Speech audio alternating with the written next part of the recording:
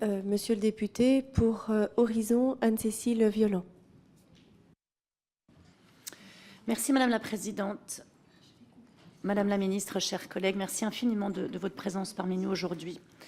La santé mentale des enfants et des jeunes se dégrade depuis plusieurs années et devient préoccupante, comme l'attestent de nombreuses études.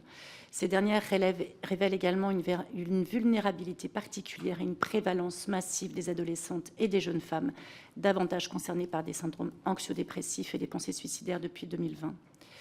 Les personnels de santé et sociaux de l'Éducation nationale notent une augmentation significative des consultations concernant la santé mentale avec l'apparition de symptômes physiques ou psychiques, de mal-être ou une aggravation de troubles existants, des passages à l'infirmerie, des examens médicaux à la demande pour un projet d'accueil individualisé, des situations de protection de l'enfance préoccupantes. La santé mentale est un enjeu de santé publique, notre Premier ministre l'a rappelé. Les troubles avérés de santé mentale des enfants ont un impact sur la qualité de vie, la santé physique, les apprentissages et peuvent avoir des répercussions à l'âge adulte, puisque près de la moitié des troubles qui perdurent apparaissent avant l'âge de 11 ans. Avec ma collègue sur l'ancienne mandature, Pascale Martin, nous avons rendu un rapport d'information sur la santé mentale des femmes le 11 juillet 2023 dans le cadre de cette délégation. Parmi nos recherches, les violences représentent un fléau ravageur pour la santé mentale des femmes. D'après des spécialistes auditionnés pour ce rapport, indiquent qu'ils constatent que les femmes hospitalisées en psychiatrie après des violences ayant subi de très graves violences dans l'enfance, violences physiques, psychologiques et sexuelles perdurent.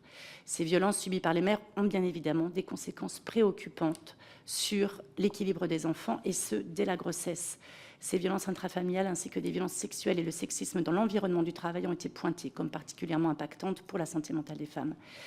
Ces violences subies dans tous les secteurs de la société doivent être stoppées tant par l'arsenal législatif et réglementaire que par la reconstruction des stéréotypes sexistes, et ce, dès le plus jeune âge. C'est une entreprise de longue haleine et c'est donc aussi et surtout auprès des enfants et sur les mentalités qu'il faut travailler. Vous avez évoqué, Madame la Ministre, la réforme de l'éducation à la vie affective, relationnelle et à la sexualité en milieu scolaire, et c'est absolument essentiel afin de répondre aux attentes de chacun.